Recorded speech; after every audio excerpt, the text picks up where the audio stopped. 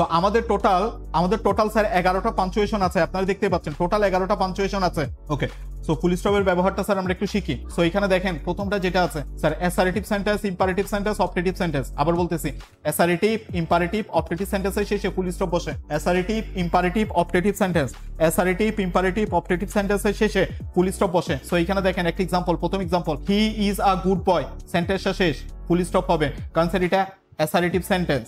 Complete the task right away, এটা হচ্ছে sir imperative sentence. So আমাদের সবার শেষে ফুল স্টপ হবে। May you shine in life, সবার শেষে ফুল স্টপ হয়েছে, কারণ স্যার এটা optative sentence. Optative sentence may দিয়ে শুরু হয়, আপনারা জানেন। Complete the sentence, main verb দিয়ে যে সেন্টেন্সটা শুরু হয় সেটাকে ইম্পারেটিভ সেন্টেন্স বলা হয়। ইম্পারেটিভ সেন্টেন্সের শেষে কি বসে স্যার? ফুল স্টপ বসে। Assertive sentence, he is a good boy, এটা শেষে ফুল স্টপ বসবে, কারণ স্যার এটা অ্যাসারেটিভ সেন্টেন্স। আই হোপ বুঝতে পারছেন। ওকে, এখানে একটু ভালো মতো বুঝেন স্যার অ্যাব্রিভিয়েশন আর ইনিশিয়ালের মধ্যে পার্থক্য কি আমি নিচে একটু বুঝাই দিচ্ছি। দেখেন স্যার অ্যাব্রিভিয়েশন আর ইনিশিয়ালের মধ্যে পার্থক্য কি। অ্যাব্রিভিয়েশন আর ইনিশিয়ালের মধ্যে পার্থক্য দেখেন স্যার, মাথায় রাখবেন ইনিশিয়াল মানে হচ্ছে একটা ওয়ার্ডের ক্ষুদ্র অংশকে ইনিশিয়াল বলা হয়। একটা ওয়ার্ডের ক্ষুদ্র অংশকে ইনিশিয়াল বলা হয়। একটা এক্সাম্পল দিলে ভালো মতো বুঝতে পারবেন। যেমন দেখেন স্যার, এখানে আমি লিখতেছি ডক্টর, ওয়ার্ড হচ্ছে একটা, খেয়াল করেন স্যার, ওয়ার্ড হচ্ছে একটা ওয়ার্ডের প্রথম লেটার এবং শেষ লেটার নিয়ে স্যার এটাকে সংক্ষেপে লেখা হয় ডক্টর। ওকে স্যার, এটাকে বলা হয় অ্যাব্রিভিয়েশন। তাহলে অ্যাব্রিভিয়েশন মানে হচ্ছে প্রথম এই যে ডি আর দুইটা লেটার আসছে, এই দুইটা লেটার একই শব্দের, দুইটা লেটার একটা শব্দের। আই হোপ এটা বুঝতে পারছেন। তারপরে বিষয়টা যদি আমি এভাবে বলি যে এস এস সি, এটাকে বলা হয় ইনিশিয়াল। কারণ স্যার এখানে এই তিনটা শব্দ একটা ওয়ার্ডের না, এই তিনটা শব্দ দ্বারা তিনটে ওয়ার্ড মিন করা হচ্ছে, তিনটে ওয়ার্ডকে মিন করা হচ্ছে। সো এখানে স্যার কি আছে? এটাকে বলা হয় ইনিশিয়াল। মাথায় রাখবেন এসএ হচ্ছে সেকেন্ডারি, খেয়াল করেন এসএ হচ্ছে সেকেন্ডারি। আর পরে এস যেটা আছে এসএ হচ্ছে স্কুল, তারপর সিতে হচ্ছে সার্টিফিকেট। তাহলে আমরা বুঝতে পারলাম স্যার এখানে তিনটা ওয়ার্ড, একটা দুইটা তিনটা ওয়ার্ডের প্রথম লেটার নিয়ে এসএসিটা গঠন হয়েছে। তার মানে এই এসএসিটাকে আমরা বলবো ইনিশিয়াল। অ্যাব্রিভিয়েশন না, এটাকে বলা হয় ইনিশিয়াল। তাহলে অ্যাব্রিভিয়েশন জিনিসটা কি? ওয়ার্ড হবে একটা ওয়ার্ডের প্রথম লেটার, শেষ লেটার বা প্রথম দুই তিনটা লেটার নিয়ে যেটা গঠিত হয়, শর্ট ফর্ম যেটা গঠিত হয় সেটাকে স্যার আমরা অ্যাব্রিভিয়েশন বলে থাকি। দুইটার মধ্যে গুলাই ফেলবেন না। যেমন আরেকটা লিখতে পারি স্যার, যেমন প্রফেসর, ব্যাপারটা বুঝেন। এবার প্রফেসরের এখানে যে প্রফেসরটা আছে ব্যাপারটা ভালো মতো বুঝেন। প্রফেসর যেটা আছে এটা শর্ট ফর্ম হচ্ছে PROF, প্রফেসর।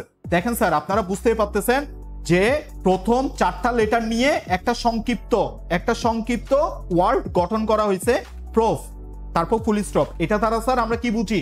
প্রফেসর বুঝি। তাহলে এটাকে বলা হয় অ্যাব্রিভিয়েশন। আর এগুলোকে কি বলা হয়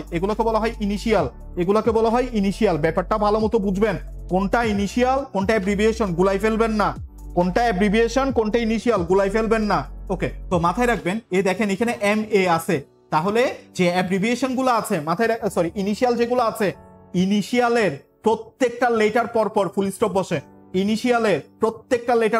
স্টপ বসে। তাহলে বিষয়টা S.C. এভাবে হওয়ার কথা ছিল, কিন্তু স্যার মডার্ন গ্রামারে এটাকে এইভাবে লেখে। ব্যাপারটাকে এইভাবে লেখে SSC, এটাকে SSC লিখে ফেলে। এটা মডার্ন গ্রামার। দুইটাই কিন্তু শুদ্ধ, এটা একটু বেশি শুদ্ধ মাথায় রাখবেন। HSC আমরা মডার্ন গ্রামারে কিন্তু এভাবে লিখে ফেলি, কিন্তু আসলে বিষয়টা এভাবে হওয়ার কথা ছিল, S.C. এভাবে হওয়ার কথা ছিল। তারপর স্যার দেখেন MA, এটাকে কিন্তু এভাবে লিখে ফেলা যায়, ভুল না, এভাবে লিখলে ভুল না, মডার্ন এভাবে লিখে ফেলা যায়, কিন্তু স্যার এটাকে এভাবে লেখাটা উচিত, M.A.A, বুঝতে পারছেন? M.A. এভাবে লেখা উচিত। দেখেন স্যার আপনারা প্রথম এক্সাম্পলটা দেখতে পাচ্ছেন, তারপর পিএইচডি দেখতে পাচ্ছেন, ইউকে, ইউএসএ, দেখেন স্যার ইউর পরে একটা ডট, এস এর পরে একটা ডট, এর পরে একটা ডট, এটা মাথায় রাখবেন, ডট মানে হচ্ছে ফুল স্টপ। ওকে স্যার, কিন্তু বিষয়টা যদি প্রফেসর হয়, বিষয়টা যদি অ্যাব্রিভিয়েশন হয়, ব্যাপারটা বুঝেন, বিষয়টা যদি অ্যাব্রিভিয়েশন হয় তখন অ্যাব্রিভিয়েশনের প্রত্যেকটা লেটার পরে ফুল স্টপ হয় না, প্রত্যেকটা লেটার পরে ফুল স্টপ হয় না, একেবারে ফুল স্টপ হয়, একেবারে ফুল স্টপ হয়। যেমন ব্যাপারটা বুঝেন, ডক্টর এভাবে হবে স্যার, তারপর হচ্ছে প্রফেসর, প্রফেসর PROF, তারপর ফুল স্টপ হবে সবার শেষে। তাহলে অ্যাব্রিভিয়েশন একদম শেষে, অ্যাব্রিভিয়েশনের শেষে একটা ফুল স্টপ বসে, এটা ঠিক আছে স্যার। তারপর অ্যাব্রিভিয়েশন আরেকটা জিনিস আছে, যেমন ইটিসি, ইটিসি যেটাকে স্যার আমরা অ্যাটসেটেরা, অ্যাটসেটেরার ইটিসির পরে কিন্তু একটা ফুল স্টপ বসে, ইটিসির পরে কিন্তু একটা ফুল স্টপ বসে, ব্যাপারটা একটু বুঝবেন। তারপর হচ্ছে মিস্টার, এমটা MR, তারপর স্যার ফুল স্টপ বসছে, কারণ স্যার এটা একটা অ্যাব্রিভিয়েশন। তারপর প্রফেসর, এরপরে ফুল স্টপ বসছে। তাহলে আমরা ক্লিয়ারলি বলতে পারি স্যার যে ইনিশিয়ালের প্রত্যেকটা লেটার পরে ফুল স্টপ বসে, অ্যাব্রিভিয়েশনের শেষে ফুল স্টপ বসে, এটা মাথায় রাখবেন। ওকে, এটা আমাদের পড়ার দরকার নেই। আচ্ছা, তাহলে স্যার আমাদের আর লাগবে না স্যার, তাহলে আমরা প্রথমে পড়ে ফেললাম স্যার অ্যাসারেটিভ, ইম্পারেটিভ, অপটেটিভ সেন্টেন্সের শেষে ফুল স্টপ বসে। ওকে, তারপর হচ্ছে স্যার অ্যাব্রিভিয়েশন, এর পরে ফুল স্টপ বসে, আর ইনিশিয়াল যেগুলো আছে এগুলোর প্রত্যেকটা লেটার পরে ফুল স্টপ বসে। আর এগুলোর পরে যদি ফুল স্টপ নাও বসাও কোনো সমস্যা নাই, যেমন দেখেন স্যার এখানে লেখা আছে, তবে আধুনিক কালে এই ফুল স্টপের ব্যবহার কমে গেছে, প্রায়শই MA, USA, UK, মিস্টার এভাবে লেখা হয়। তারপর PROF, এখানে ফুল স্টপ দিলেও হবে, না দিলেও হবে। কমা এর ব্যবহারটা স্যার আমরা এখন দেখবো। এখানে রুলসটা কি বলছে দেখেন, একই parts of speech, parts of speech বলতে কি বোঝায়, নাউন হইলে নাউন, প্রোনাউন হইলে প্রোনাউন, অ্যাডজেক্টিভ হইলে অ্যাডজেক্টিভ, ভার্ব হইলে ভার্ব, অ্যাডভার্ব হইলে অ্যাডভার্ব। তার মানে যে পার্টস অফ স্পিচ হোক একই হইতে হবে, একই পার্টস অফ স্পিচ ভুক্ত তিন বা ততোধিক, দুইটা হইলে হবে না, দুইটা হইলে হবে না, কারণ দুইটা পার্টস অফ স্পিচ যুক্ত হয় এন্ড দিয়ে, দুইটা পার্টস অফ স্পিচ যুক্ত হয় এন্ড দিয়ে। যেমন আমরা বলতে পারি Rahim and Karim, Rahim and Karim, Rahim and Karim আর two friends, Rahim and Karim আর two friends, Rahim and Karim two friends. এখানে দেখেন দুইটা পার্টস অফ স্পিচ আছে, এখানে দুইটা পার্টস অফ স্পিচ, একটা হচ্ছে রহিম, একটা হচ্ছে করিম, দুইটা পার্টস অফ স্পিচ, দুইটা একই ধরনের পার্টস অফ স্পিচ হইলে এই দুইটার মাঝখানে কমা হয় না, এই দুইটার মাঝখানে এন্ড হয়, মাথায় রাখবেন, এই দুইটার মাঝখানে এন্ড হয়। কিন্তু এখানে দুইটা না হয়ে যদি তিনটা হইতো, দুইটা না হয়ে যদি তিনটা হইতো তাহলে বিষয়টা এরকম হইতো, যেমন রহিম, করিম এন্ড কামাল আর ফ্রেন্ডস, ওরা বন্ধু। ওকে, তাহলে ব্যাপারটা বুঝেন, এখানে তিনটা পার্টস অফ স্পিচ একসাথে আছে, একই ধরনের তিনটা পার্টস অফ স্পিচ আছে, একটা হচ্ছে রহিম, একটা হচ্ছে করিম, একটা হচ্ছে কামাল। তাহলে রহিম, করিম, কামাল তিনটা থাকলে শেষের দুইটাতে এন হবে, শেষের দুইটাতে এন হবে, তাহলে আগেরটাতে কমা হবে, আগেরটাতে কমা হবে, আগেরটাতে কমা হবে। তো এখানে এই জিনিসটাই বলতেছে, একই পার্টস অফ স্পিচ ভুক্ত তিন বা ততোধিক শব্দ পাশাপাশি থাকলে এন দ্বারা যুক্ত শেষ দুইটি শব্দ ব্যতীত, এন দ্বারা যুক্ত শেষ দুইটি শব্দ ব্যতীত অন্যগুলোর পরে কমা বসবে, অন্যগুলোর পরে কমা বসবে। এক্সাম্পলটা একটু করে দেখে নেন। এখানে স্যার রাজশাহী বলছে একটা, ঢাকা দুইটা, চট্টগ্রাম, খুলনা, বরিশাল, সিলেট, রংপুর। তাহলে দেখেন শেষ দুইটার ক্ষেত্রে এন বসছে, দেখছেন শেষ দুইটার ক্ষেত্রে কিন্তু এন বসছে, শেষ দুইটার ক্ষেত্রে কিন্তু এন বসছে। এবার দেখেন সিলেট আর রংপুর, এবার বাকি সবগুলা কমা হবে, যেমন এখানে কমা হয়েছে, এখানে কমা হয়েছে, এখানে কমা হয়েছে, বুঝতে পারছেন, আবার এখানে কমা হয়েছে। তার মানে বাদ বাকি শেষে দুইটাতে শুধুমাত্র এন্ড হবে, আর বাদ বাকি সবগুলাতে স্যার কমা হবে। আই হোপ বুঝতে পারছেন। ওকে, এরপর স্যার এন্ড দ্বারা যুক্ত প্রত্যেক শব্দ যুগল কমা দ্বারা পৃথক করা হয়। শব্দ যুগল বলছে, মাথায় রাখবেন, শব্দ যুগল, শব্দ যুগল বলছে, এন্ড দ্বারা যুক্ত প্রত্যেক শব্দ যুগল কমা দ্বারা পৃথক করা হয়, কমা দ্বারা পৃথক করা হয়, মাথায় রাখবেন। এখানে একটা শব্দ যুগল আছে, high and low. Okay, rich and poor, rich and poor, এখানে মাথায় রাখবেন, high and low, rich and poor, high and low, rich and poor, খেয়াল রাখেন। তাহলে এটা একটা শব্দ যুগল, রিচ এন্ড পোর এটা একটা শব্দ যুগল, ওয়াইস এন্ড পুলিশ এটা একটা শব্দ যুগল, হাই এন্ড লো এটা একটা শব্দ যুগল। তার মানে এখানে টোটাল তিনটা শব্দ যুগল আছে, এখানে কোনো এন্ড বসবে না, কারণ এন্ড তো অলরেডি আছে, আর কি এন্ড বসবে, তাই না? তাহলে প্রত্যেকটা শব্দ যুগল কমা দ্বারা পৃথক করা হবে। তো সেটাই বলতেছে স্যার, এন্ড দ্বারা যুক্ত প্রত্যেক শব্দ যুগল কমা দ্বারা পৃথক করা হয়, কমা দ্বারা পৃথক করা হয়, কমা দ্বারা পৃথক করা হয়। এন্ড দ্বারা যুক্ত প্রত্যেক শব্দ যুগল কমা দ্বারা পৃথক করা হয়, এন্ড দ্বারা যুক্ত প্রত্যেক শব্দ যুগল কমা দ্বারা পৃথক করা হয়, মাথায় রাখবেন। এবার নেক্সট ওয়ান খুব বেশি গুরুত্বপূর্ণ স্যার, অ্যাপোজিশন, খুব বেশি গুরুত্বপূর্ণ অ্যাপোজিশন। কেস ইন অ্যাপোজিশনের উভয় পাশে কমা বসে, কেস ইন অ্যাপোজিশন এর উভয় পাশে কমা বসে। এবার প্রশ্ন হচ্ছে ভাই অ্যাপোজিশন জিনিসটা কি? অ্যাপোজিশন মানে হচ্ছে কোন একটা ব্যক্তি, কোন একটা স্থান বা কোন একটা বস্তু সম্পর্কে অতিরিক্ত তথ্য প্রদান করা, অতিরিক্ত তথ্য প্রদান করা, সেটাকে অ্যাপোজিশন বলা হয়। ব্যাপারটা ভালো মতো বুঝেন, ব্যাপারটা ভালো মতো বুঝেন, ব্যাপারটা ভালো মতো বুঝেন। স্যার এখানে দেখেন স্যার, এখানে দা গ্রেট ফিজিস্ট, এটা প্রফেসর আইনস্টাইনের একটা অতিরিক্ত তথ্য দিয়েছে, প্রফেসর আইনস্টাইনের একটা অতিরিক্ত তথ্য দিয়েছে। The great physicist, the great physicist, the great physicist, the great physicist, এটা আইনস্টাইনের একটা অতিরিক্ত তথ্য দিয়েছে, got the Nobel prize in physics.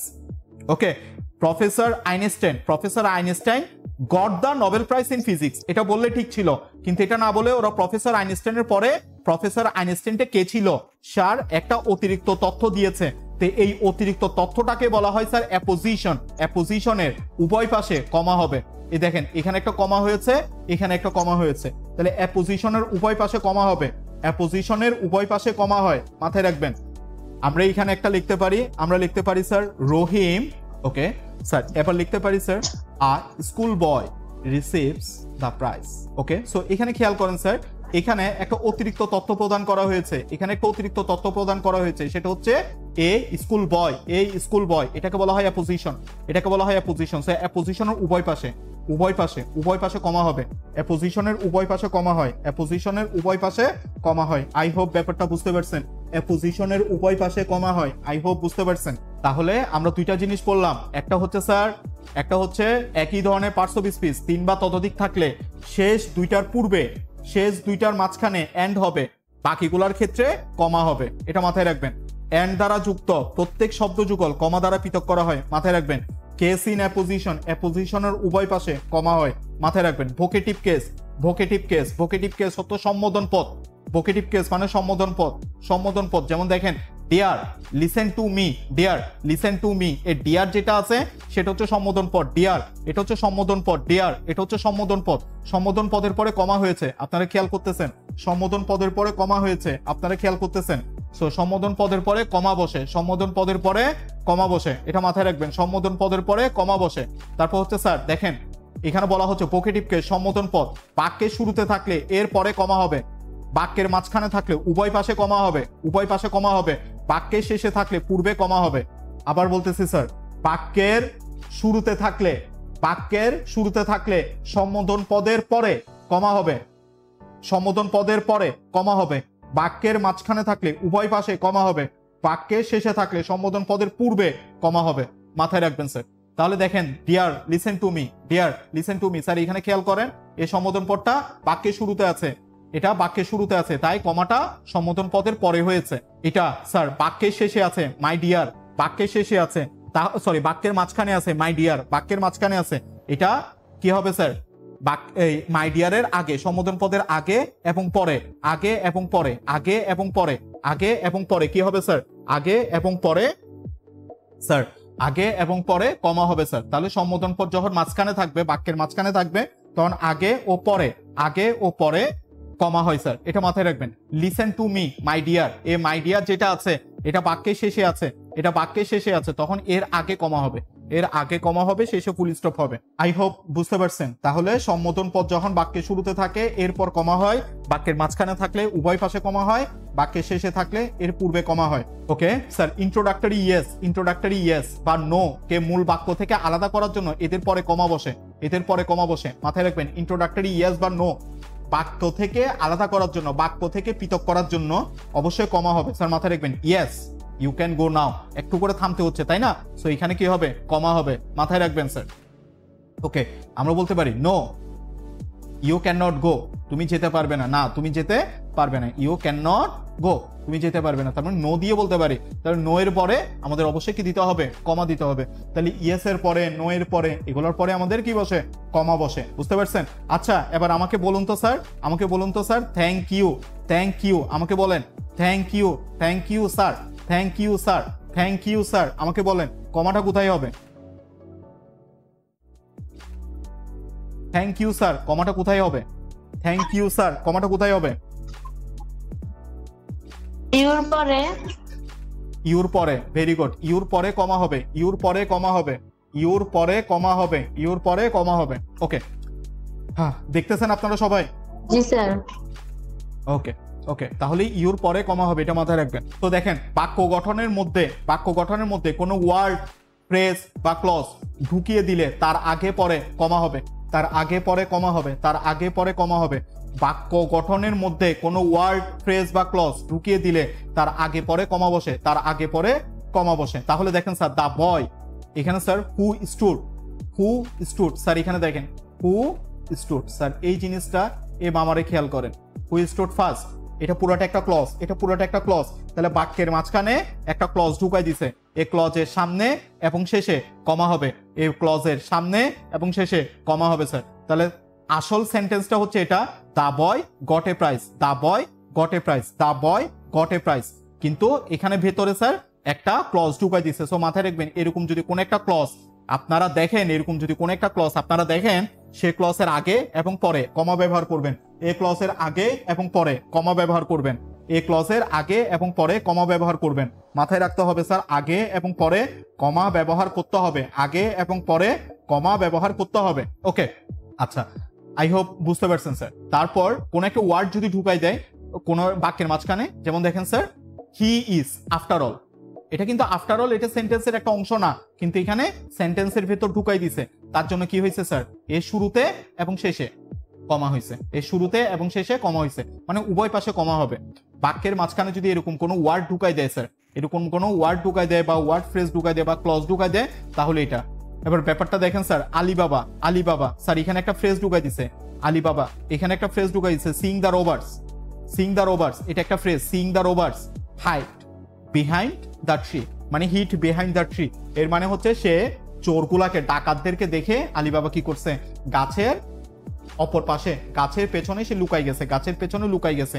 Hit অর্থ হচ্ছে লুকানো, হিট অর্থ হচ্ছে লুকানো। তাহলে স্যার দেখেন এখানে একটা কি আছে, ফ্রেজ আছে, এখানে একটা ফ্রেজ আছে, ফ্রেজের উভয় পাশে কমা হয়, ফ্রেজের উভয় পাশে কমা হয়, ফ্রেজের উভয় পাশে কমা হয়, ফ্রেজের উভয় পাশে কমা হয়, ফ্রেজের উভয় পাশে কমা হয়। মাথায় রাখবেন, ফ্রেজ এর উভয় পাশে কমা হয়, ফ্রেজের উভয় পাশে কমা হয়। আই হোপ বুঝতে পারতেছেন। স্পিসে রিপোর্টিং ভার্ব, রিপোর্টিং ভার্ব মানে কি বোঝায়, এ সেইট, এই সেইটটাকে রিপোর্টিং ভার্ব বলে, এই সেইটটাকে বলা হয় রিপোর্টিং ভার্ব।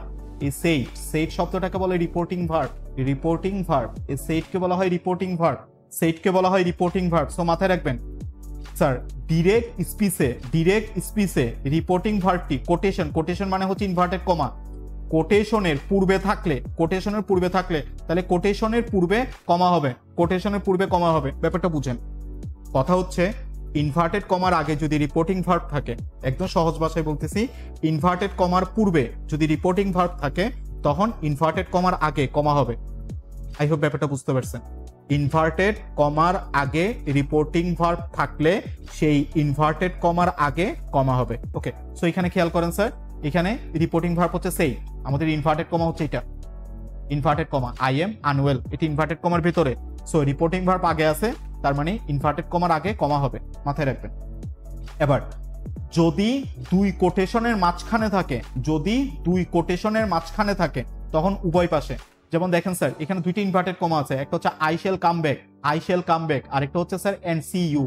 এখানে দুইটা কোটেশন আছে, দুইটা ইনভার্টেড কমা আছে, দুইটা ইনভার্টেড কমার মাঝখানে, দুইটা ইনভার্টেড কমার মাঝখানে রিপোর্টিং ভার্ব আছে, দুইটা ইনভার্টেড কমার মাঝখানে ইনভার্টেড কমা আছে, দুইটা ইনভার্টেড কমার মাঝখানে ইনভার্টেড কমা, দুইটা ইনভার্টেড কমার মাঝখানে যদি রিপোর্টিং ভার্ব থাকে তাহলে উভয় পাশে কমা হয়। দেখেন এই ইনভার্টেড কমার আগে কমা হয়েছে, এখানে ইনভার্টেড কমার আগে কমা হয়েছে, মাথায় রাখবেন দুইটা ইনভার্টেড কমার আগে কমা হবে স্যার, এটা আই হোপ বুঝতে পারছেন।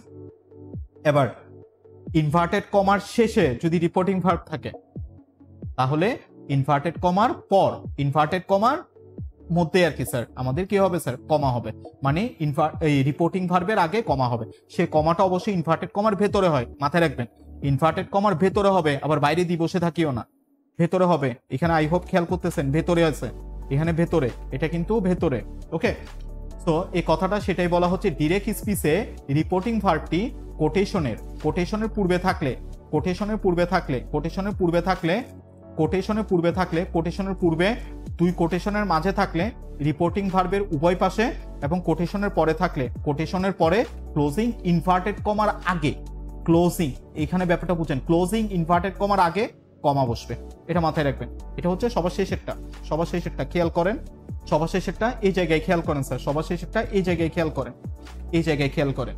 মানে আমাদের রিপোর্টিং ভার্বটা কিন্তু পেছনে, সরি রিপোর্টিং ভার্বটা কিন্তু পেছনে, তাহলে ইনভার্টেড কমার পরে আমাদের রিপোর্টিং ভার্ব আছে। সুতরাং স্যার আমাদের এই রিপোর্টিং ভার্বের আগে কমা হবে, কমাটা অবশ্যই এই ক্লোজিং যে ইনভার্টেড কমা আছে তার ভেতরে হবে, ক্লোজিং যে ইনভার্টেড কমা আছে তার ভেতরে হবে। আই হোপ বুঝতে পারছেন। এই জিনিসটা কিন্তু তোমাদের অবশ্যই অবশ্যই আসবে, এটা খুব বেশি গুরুত্বপূর্ণ, এটা ভেরি ভেরি মাচ ইম্পর্টেন্ট, এটা আসবেই। আমি এসএসসি বলেন এইচএসসি বলেন সবাইকে বলতেছি এগুলা থেকে অবশ্যই কোশ্চেন আসবে, 100তে 100% কোশ্চেন আসবে, 100তে 100% কোশ্চেন আসবে এই রিপোর্টিং ভার্বের কনসেপ্টটা থেকে। বুঝছেন কিনা জাস্ট একবার বলেন, বুঝছেন কিনা? জি স্যার, জি বুঝতে পারছি। ওকে, সবাই বুঝছেন? আরেকবার বুঝাই দিতে বলছেন? আচ্ছা আরেকবার বুঝাই দিচ্ছি, ব্যাপারটা বুঝেন। তো এখানে রিপোর্টিং ভার্ব একটা জিনিস স্যার, আর কোটেশন একটা জিনিস। কোটেশন মানে ইনভার্টেড কমাকে মিন করা হয়। সো এখানে কথা হচ্ছে স্যার, রিপোর্টিং ভার্বটা যদি স্যার, রিপোর্টিং ভার্বটা যদি ইনভার্টেড কমার আগে থাকে তাহলে ওই রিপোর্টিং ভার্বের পরে কমা বসবে। ওকে, যেমন এখানে দেখেন স্যার, আপনারা প্রথম যে এক্সাম্পল আছে, প্রথম এক্সাম্পলের মধ্যে স্যার আপনারা দেখতেই পাচ্ছেন যে এখানে এটা হচ্ছে রিপোর্টিং ভার্ব, এটা হচ্ছে কোটেশন। তাহলে এই কোটেশনের আগে রিপোর্টিং ভার্বটা আছে, তাহলে সুতরাং রিপোর্টিং ভার্বের পরে কমা হয়েছে। আই হোপ বুঝতে পারছেন। এবার রিপোর্টিং ভার্বটা যদি দুইটা কোটেশনের মাঝখানে থাকে, দুইটা কোটেশনের মাঝখানে থাকে, ইনভার্টেড কমা যদি রিপোর্টিং ভার্বটা যদি, রিপোর্টিং ভার্ব যেমন এখানে সেই কি, এটা যদি দুইটা কোটেশন, কোটেশন মানে হচ্ছে ইনভার্টেড কমার, দুইটা ইনভার্টেড কমার ভেতরে থাকে, মাঝখানে থাকে, তাহলে ওই রিপোর্টিং ভার্বের উভয় পাশে, ওই রিপোর্টিং ভার্বের উভয় পাশে কমা হয়। এখানেও কমা হয়েছে, এখানেও কমা হয়েছে। আচ্ছা, এবার রিপোর্টিং ভার্বটি যদি স্যার কোটেশনের শেষে থাকে তাহলে ওই রিপোর্টিং ভার্বের আগে এবং ক্লোজিং ইনভার্টেড কমার আগে কমা বসবে। যার সমস্যা ছিল আই হোপ সলভ হয়েছে। ওকে, আই হোপ স্যার সলভ হয়েছে। এটা স্যার খুব বেশি গুরুত্বপূর্ণ, এটা স্যার যখন আপনারা পড়বেন তখন আপনারা বুঝতে পারবেন যে স্যার আসলে খুব বেশি গুরুত্বপূর্ণ এটা। ওকে, সো এখানে অ্যাডভার্বিয়াল ক্লজ আছে। অ্যাডভার্বিয়াল ক্লজ কাকে বলে স্যার? আপনারা যারা সিম্পল কমপ্লেক্স কম্পাউন্ড করছেন তাদের জন্য বলতেছি স্যার। যেমন দেখেন আপনারা এভাবে পড়ছেন, সিন্স এ ইজ ইল, যেহেতু সে অসুস্থ, he can not attend the meeting. তো এখানে দেখেন, এখানে অ্যাডভার্বিয়াল ক্লজ কোনটা, এখানে অ্যাডভার্বিয়াল ক্লজ কোনটা ব্যাপারটা আমি আপনাকে বলে দিচ্ছি। অ্যাডভার্বিয়াল ক্লজ হচ্ছে এই জিনিসটা, এটা হচ্ছে adverbial clause. Okay, since he is ill. তো মাথায় রাখবেন অ্যাডভার্বিয়াল ক্লজ যখন প্রিন্সিপাল ক্লজের সামনে থাকবে, তার মানে সিন্স, অ্যাজ, হোয়েন, বিকজ, তারপর হচ্ছে এই টাইপের আর কি স্যার, এই টাইপের যে কনজাংশন গুলো আপনারা দেখতে পাচ্ছেন, সেই কনজাংশন গুলা দ্বারা যুক্ত ক্লজ যখন প্রিন্সিপাল ক্লজের আগে থাকবে তখন এদের মাঝখানে কমা হয়। ওকে, যেমন স্যার ইফ দ্বারা যুক্ত, ইফ আমরা বলতে পারি if you work hard, if you work hard, দেখেন ওকে কমা হবে you will shine in life, you will shine in life.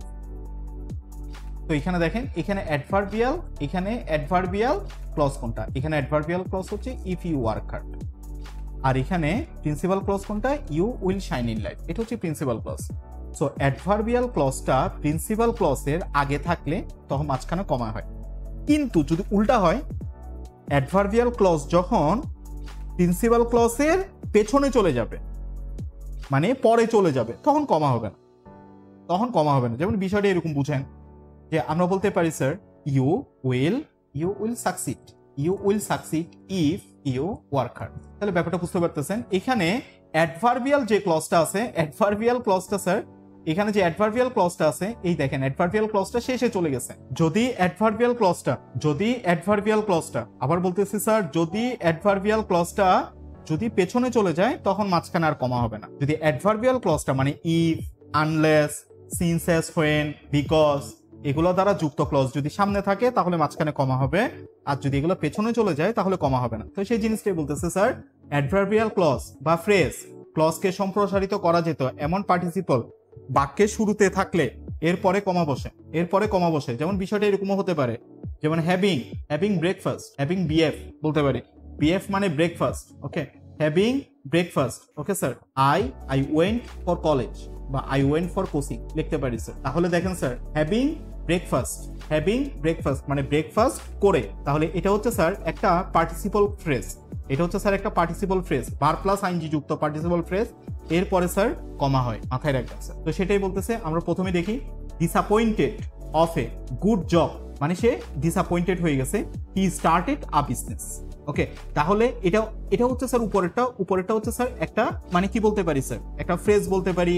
তাহলে ফ্রেজ এরপরে যখন স্যার সেন্টেন্স থাকবে তখন মাঝখানে কমা হবে, এটা মাথায় রাখবেন। তারপর দেখেন, যদি এগুলো বাক্যের শুরুতে থাকলে তাহলে পরে কমা বসে, আর যদি বাক্যের মাঝে থাকে তাহলে উভয় পাশে কমা বসে। যেমন দেখেন sir, Rafin having first the HSC examination, তাহলে দেখেন having first the HSC examination, তাহলে ব্যাপারটা বুঝতে পারতেছেন, এটা একটা phrase, having first the HSC examination, এটা একটা ফ্রেজ। তাহলে দেখেন এই ফ্রেজটা বাক্যের মাঝখানে আছে, তাহলে বাক্যের মাঝখানে থাকলে উভয় পাশে কমা হবে, এখানেও কমা হয়েছে, এখানেও কমা। আই হোপ বুঝতে পারছেন। আচ্ছা, আমি আরেকটু বুঝাই দিই স্যার এই জিনিসটা। যেমন আমি বলতেছি স্যার, এটা এরকম পড়া যায়, যেমন Rafiq having first the SSC exam, okay sir. এবার আমরা বলতে পারি স্যার, এখানে দেখেন কমা হয়েছে উভয় পাশে, কারণ স্যার আমরা রফিকের পরে আমরা কি বসাইছি, রফিকের পরে আমরা একটা ফ্রেজ বসাইছি, ফ্রেজের উভয় পাশে কমা হবে, উভয় পাশে কমা হয়েছে। এবার এরপরে স্যার আমরা আবার লিখতে পারি, বাক্যের মাঝখানে যদি এরকম কোনো ফ্রেজ থাকে তাহলে উভয় পাশে কমা বসবে, ওকে। ওইটা সামথিং লাইক অ্যাপোজিশনের মতো আর কি, ওই যে অ্যাপোজিশন একটা ছিল না, এখানে পত্র বা দরখাস্ত লেখার সময় এটা অভিবাদন মানে ডিয়ার, এরপরে আমরা বসাই না ডিয়ার অমিত, এগুলোর পরে স্যার কমা বসে, ওকে স্যার। আমরা তো এইভাবে শুরু করি, ডিয়ার স্যার, এই টাইপের কিছু একটা বুঝাই, তো এরপরে স্যার আমাদের কমা হয়, মাথায় রাখবেন, ওকে।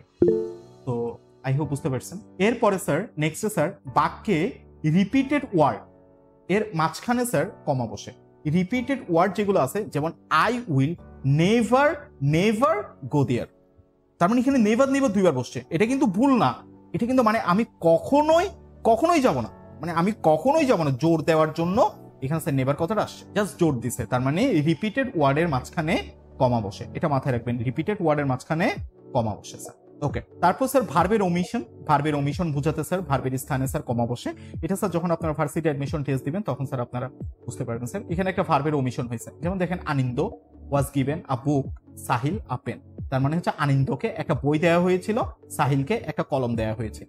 তাহলে এখানে স্যার ওয়াজ গিভেন আছে না, এটাকে অমিট করে ফেলছে, ওয়াজ গিভেনকে স্যার অমিট করে ফেলছে, ওকে স্যার। কনজাংশন দ্বারা যুক্ত নয়, আচ্ছা এটা ঠিক আছে, কনজাংশন দ্বারা যুক্ত নয় এমন ছোট ছোট কোঅর্ডিনেট ক্লজকে স্যার পৃথক করতে কমা বসে স্যার, যেমন আই কেম আমি এসেছিলাম, আমি দেখেছিলাম, আই কনকার্ড মানে রাজত্ব করেছিলাম, এই টাইপের ব্যাপারে।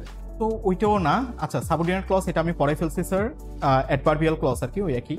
তো হি ইজ পোর কমা হবে he is honest, as he is ill he will not go to college comma হবে, কারণ স্যার ওই অ্যাডভার্বিয়াল ক্লজে পড়াই ফেলছিলাম স্যার, ওকে। দুই বা ততোধিক নাউন বা অ্যাডজেক্টিভ ক্লজকে পৃথক করার জন্য শেষে এটা না পড়লেই হবে স্যার, এগুলো পড়াই ফেলছে, এগুলো ডাবল চলে আসছে।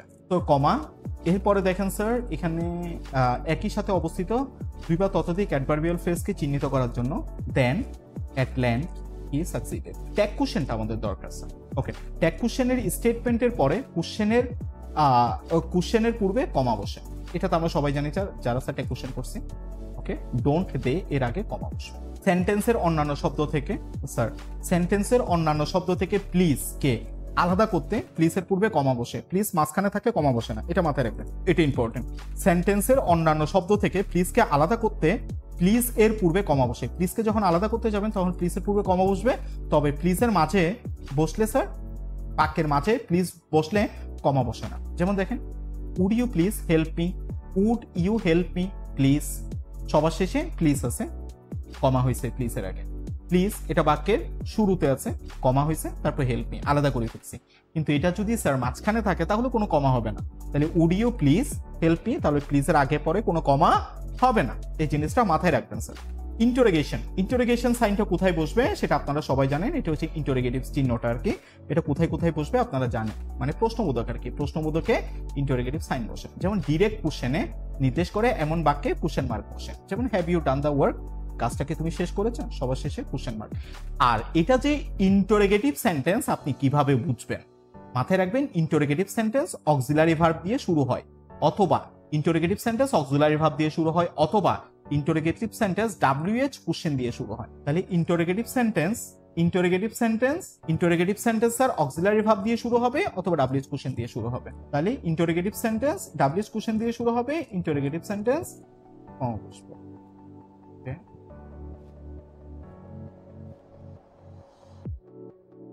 what's going on?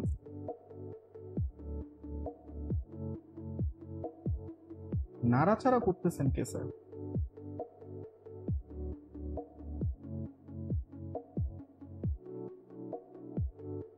সবাই কি ভিডিও দেখতে পাচ্ছেন, স্লাইড দেখতে পাচ্ছেন সবাই?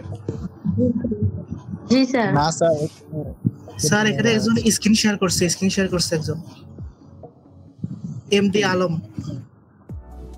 এমডি আলম বুঝতেছে না, মনি বুঝতে পারতেছে না, ওদের ওয়াইফাই মনে হয় স্লো। জি স্যার, ওয়াইফাই স্লো। এদের ওয়াইফাই স্লো আসলে। শান্তি মতো ক্লাস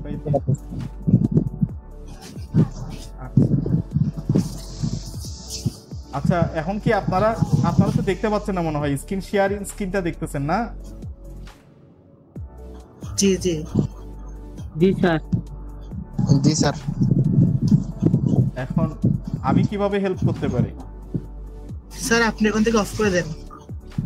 আমি কিভাবে অফ করব? স্যার যেখানে আমরা মাইক্রোফোন অথবা ভিডিও অফ করি ওখানে দেখেন স্ক্রিন শেয়ার অপশন আছে, অফ ও করে দেন। মনে হয় স্ক্রিন শেয়ারটা করছে, অফ করছে না? হ্যাঁ অফ করছে। এখন ঠিক আছে। আচ্ছা ঠিক আছে, আসলে আচ্ছা ঠিক আছে। ওকে, সো দেখেন স্যার, আমাদের অক্সিলারি ভার্ব দিয়ে এবং WH কোশ্চেন দিয়ে আমাদের ইন্টারোগেটিভ সেন্টেন্সটা শুরু হয়। অক্সিলারি ভার্ব দিয়ে শুরু হতে পারে অথবা WH কোশ্চেন দিয়ে শুরু হতে পারে। যেমন দেখেন স্যার, এখানে do you feel better now, তুমি কি এখন ঠিক আছো, এটা। ওকে, সো অক্সিলারি ভার্ব দিয়ে শুরু হয়েছে। সো অক্সিলারি ভার্ব দিয়ে যদি শুরু হয় তাহলে সেটা ইন্টারোগেটিভ সেন্টেন্স। ইন্টারোগেটিভ সেন্টেন্সের শেষে ইন্টারোগেশন সাইন হবে, কোশ্চেন মার্ক সাইন হবে। ওকে, এক বা একাধিক শব্দ যা সরাসরি প্রশ্ন নির্দেশ করে কোশ্চেন মার্ক বসবে, যেমন ডিনার অন দ্য ইয়ার্ড এ টাইপের।